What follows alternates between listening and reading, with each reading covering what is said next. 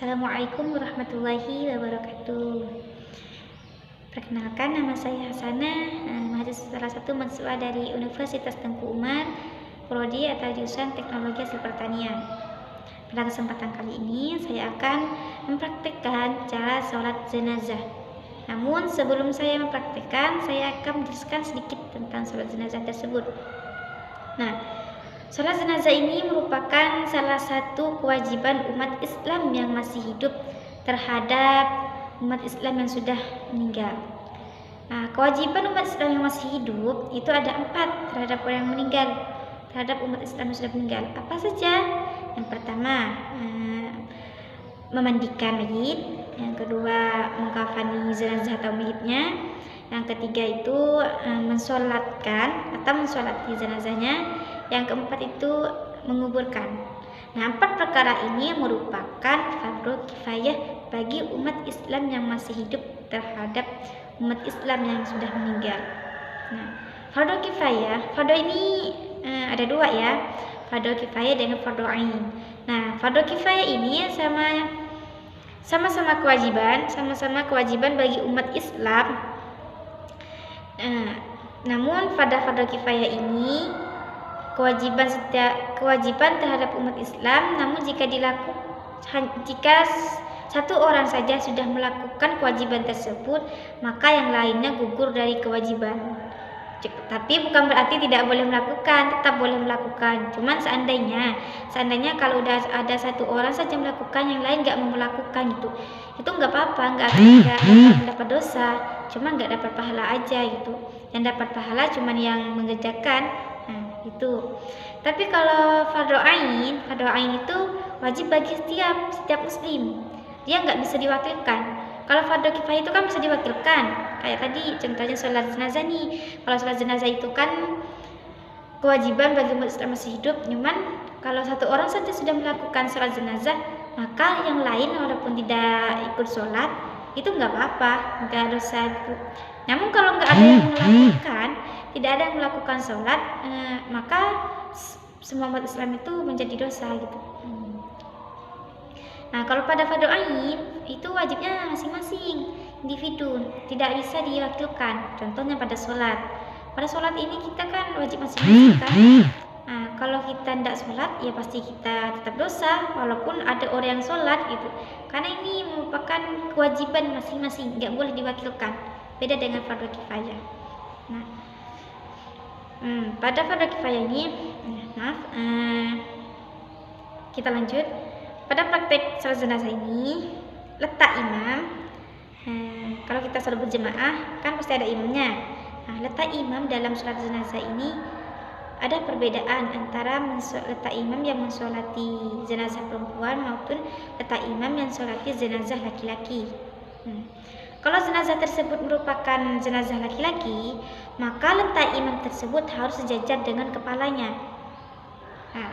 Kan jenazah itu kan diletakkan di hadapan imam kan, atau diletakkan yang searah dengan kiblat. Berarti kan diletak imam. Maka imam itu tersebut berdirinya dalam jadi imam yang berdiri ketika sholat itu harus sejajar dengan kepala mayit jika jenazahnya itu merupakan jenazah laki-laki. Namun jika jenazah itu merupakan jenazah perempuan, maka letak imam tersebut sejajar dengan pusarnya. Itu perbedaannya. Sekarang lanjut ke niat sholat jenazah. Pada sholat jenazah kita ada sedikit perbedaan. Sebelumnya saya ingatkan kembali bahwa pada sholat jenazah ini ada perbedaan dengan sholat yang lainnya, dengan sholat fardu ataupun sholat sunnah yang lainnya. Ada sedikit perbedaan. Apa perbedaannya? Sholat jenazah ini tidak terdapat rukuk maupun sujud. Sholat jenazah ini dilakukan secara berdiri dari awal hingga salam nanti. Sholat jenazah ini dilakukan secara berdiri. Makanya nanti pada niatnya itu tidak ada bunyi rakaat, tetapi menggunakan takbir. Takbirnya pada sholat jenazah ini 4 kali takbir. Dia berdiri 4 kali takbir, nggak ada rukuk, nggak ada sujud. Contohnya nih, Contohnya pada sholat jenazah laki-laki. Kalau pada sholat jenazah laki-laki itu bunyi niatnya usolli ala hadhihi mayyiti arba'a takbirati fardhu kifayati lillahi ta'ala. Nah, kalau jadi imam ya fardhu kifayati imam. Kalau jadi imam gini bunyinya usolli ala hadhihi mayyiti arba'a takbirati fardhu kifayati imaman lillahi ta'ala. Kalau jadi makmum bunyinya seperti ini usolli ala hadhihi mayyiti arba'a takbirati fardhu kifayati ma'muman lillahi ta'ala. Ingat ya, pada niat tersebut menggunakan fardhu kifayati karena ini merupakan fardhu kifayah bukan fardhu ain. Ingat perbedaannya. Nah, ini jika ini lafadznya sholat pada jenazah laki-laki. Jika pada jenazah perempuan, jika jenazah yang sholat itu merupakan jenazah perempuan, maka bunyinya sedikit berbeda, yaitu usolli ala hadhihi mayyitati arba'a takbirati fardhu kifayati imaman atau makmuman lillahi ta'ala. Nah, letak perbedaannya pada lafaz hadhihi dan mayyitati. Kalau pada perempuan itu ketambahan dengan ha, hadhihi. Kalau laki-laki kan hadha. Nah, kalau perempuan itu hadhihi. Kenapa tambahan ha? Karena dalam bahasa Arab itu merupakan domir yang maaf. Karena dalam bahasa Arab hadhihi itu menunjukkan ini perempuan, menunjukkan pada perempuan. Kalau hadha itu menunjukkan pada laki-laki saja. Itu perbedaan dalam bahasa Arab itu sangat dibedakan lafaz antara perempuan dengan laki-laki. Nah, terus selain dari lafaz hadha ataupun hadhihi itu pada lafaz mayyiti atau mayyitati. Kalau perempuan itu menggunakan lafaz mayyitati tambahan tak marfutoh. Karena tak marfutoh ini menunjukkan arah perempuan.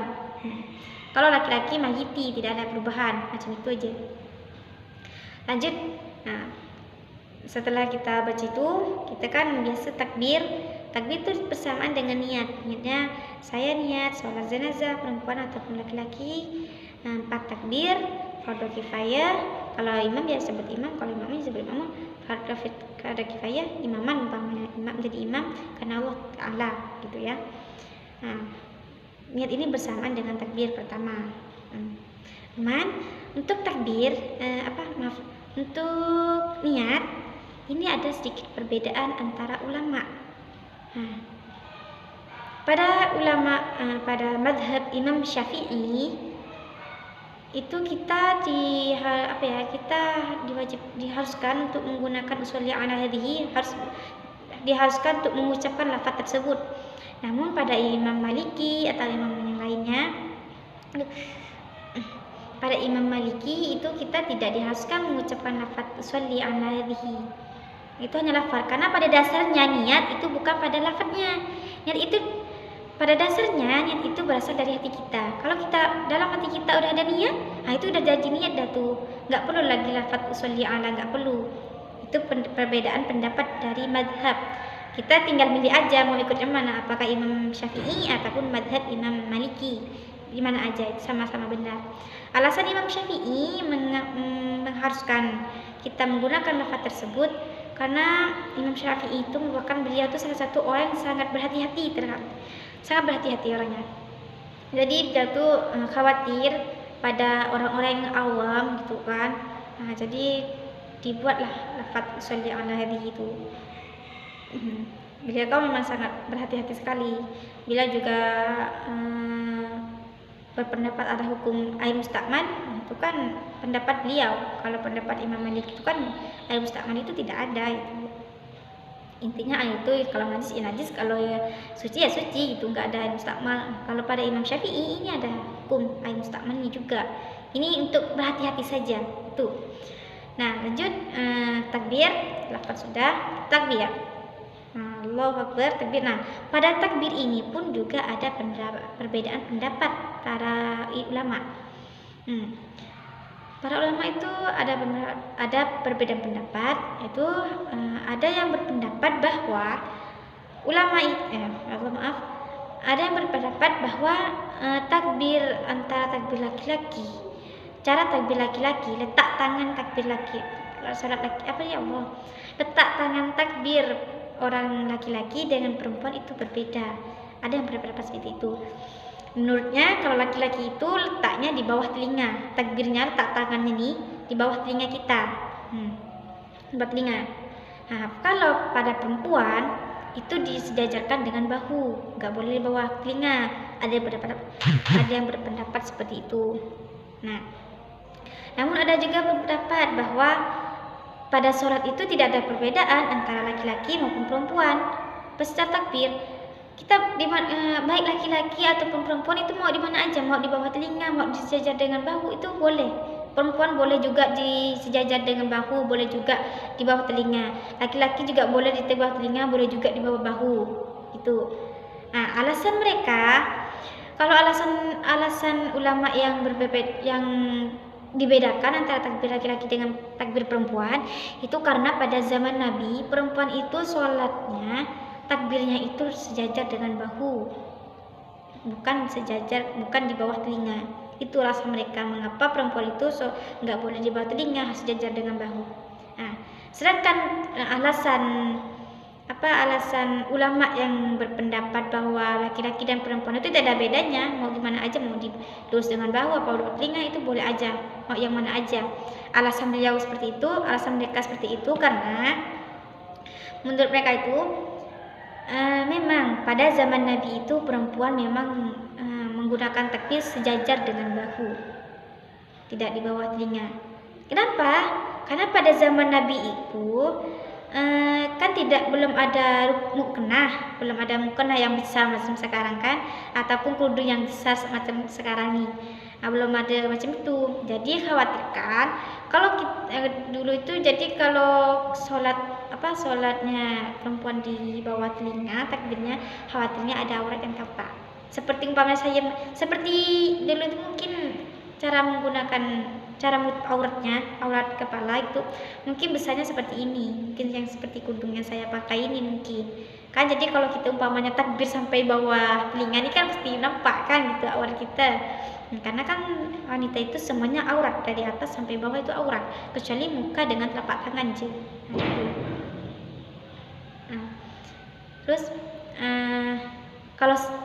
lalu kata ulama yang mengatakan bebas mau yang mana aja, kalau sekarang itu boleh katanya. Kenapa? Karena sekarang itu udah ada mukena, udah ada ruku yang besar. Jadi walaupun kita geraknya di bawah telinga itu nggak akan nampak gitu, karena sudah tertutupi sampai ke bawah itu kan. Itu alasan mereka. Nah, kalau saya pribadi memang mengikuti ulama berpendapat dengan ulama yang membolehkan yang mana aja itu. Nah, lanjut. Nah, setelah kita lafaz tadi udah, pakai suarakan Allahu Akbar, bacanya tadi di dalam hati itu pas kita takbir. Atau boleh mengikuti ulama yang tidak perlu mengucapkan usolli itu boleh. Asalkan udah ada niat dalam hati. Itu yang terpenting, itu niat dalam hatinya, bukan pada lafaznya. Lafaz itu hanya sebagai ulama yang berhati-hati itu hanya sebagai hati-hati saja gitu, takutnya ada kelupaan dalam diri kita gitu kan. Setelah kita takbir, pada takbir letak tangannya nih ada perbedaan pendapat. Ada yang juga dengan di atas pusar letaknya, ada juga yang lurus dengan pusar, ada juga yang di bawah pusar. Cara letak yang kita macam ini ada yang juga letaknya macam ini, ada yang juga letakkan ini. Nah, kita tinggal ikuti yang mana aja tuh, karena mereka ulama kan juga memiliki perbedaan pendapat, cuma mereka juga ada benar kok, nggak ada salahnya gitu. Nah, setelah kita takbir pertama, kita kan udah bacanya tadi. Sekarang pada takbir pertama itu kita bacanya Al-Fatihah kan. Tadi udah baca niat nih, Allahu Akbar, baca Al-Fatihah. Bismillahirrahmanirrahim, Alhamdulillahi Rabbil Alamin, sampai selesai, waladhdallin, sampai selesai dah. Nah, kalau udah waladhdallin,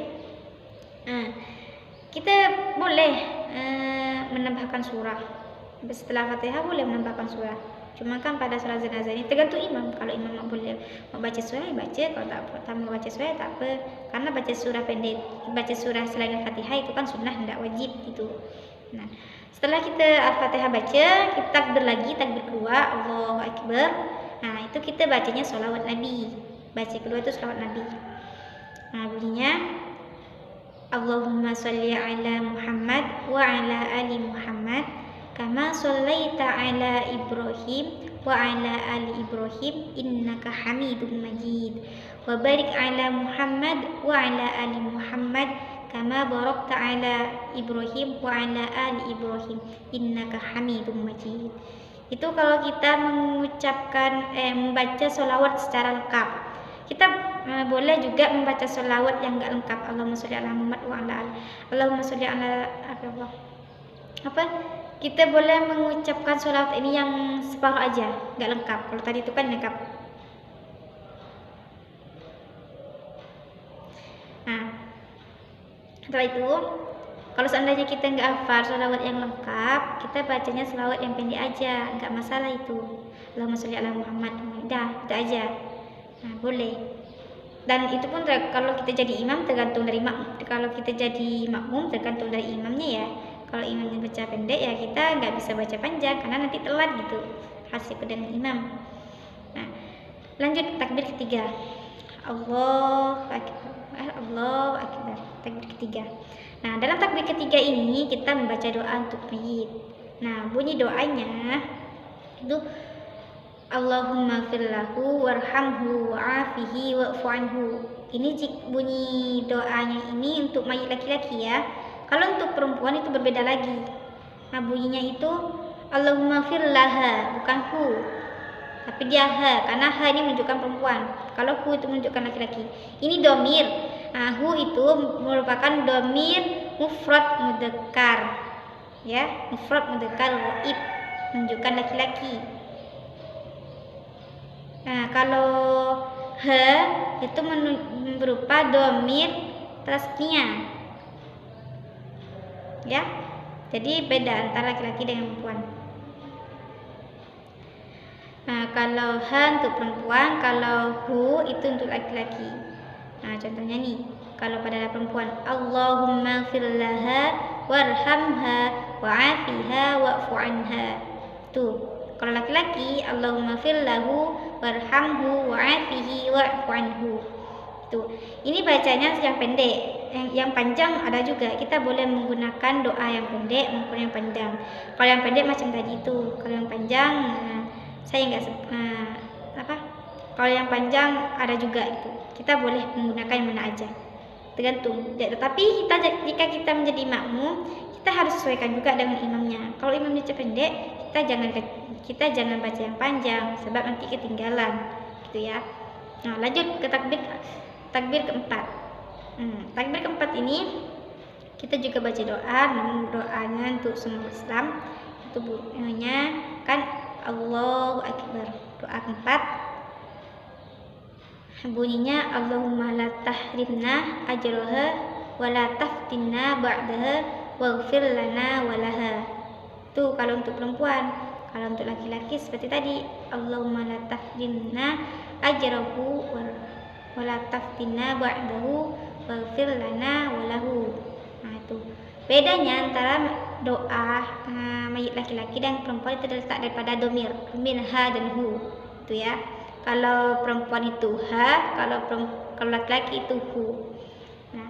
Nah, doa yang keempat ini, kalau doa yang ketiga tadi itu kan untuk mendoakan si mayit, khusus untuk si mayit saja. Nah, kalau doa yang keempat, takbir keempat, maksudnya bukan doa keempat ya, doa kedua atau takbir keempat, bacaan doa pada takbir keempat salat jenazah ini merupakan doa untuk umat Islam semua, untuk kita semua yang menyolatkan, bukan untuk mayit saja. Tapi untuk ya mayit juga termasuk gitu. Nah, itu bedanya takbir. Kenapa? Bedanya antara doa takbir ketiga dengan keempat itu kalau takbir ketiga untuk khusus si mayit saja. Kalau yang keempat itu untuk semuanya, untuk kita semua itu. Itu ya, sudah takbir keempat. Nah, kalau udah baca Allahumma taktimna, kalau udah selesai, kita langsung salam. Nah, salamnya ini kita sempurnakan. Kalau pada salam sholat sunnah ataupun sholat fardu yang biasanya itu kan assalamualaikum warahmatullah, cukup sampai situ aja kan. Nah kalau pada sholat jenazah kita salamnya itu lengkap, assalamualaikum warahmatullahi wabarakatuh, lengkapkan. Nah kita salamnya harus dari belah kanan dulu, nah baru belah kiri. Nah ingat, salam pada belah kiri ini nggak wajib, hukumnya sunnah. Jadi jangan heran kalau seandainya nanti kita melihat ada orang yang sholat cuman pakai menggunakan salam saja, tidak menggunakan salam kiri. Jangan tegur, itu berarti orang bukan tidak mau, mungkin saat itu tidak ingin menggunakan yang sunnah. Karena sholat salam pada belah kiri itu merupakan hukumnya sunnah. Yang wajib itu hanya yang belah kanan. Jadi gitu. Jadi setelah rakaat terakhir, pada takbir terakhir kita langsung salam. Kan bacanya tadi la tahrimna ajroha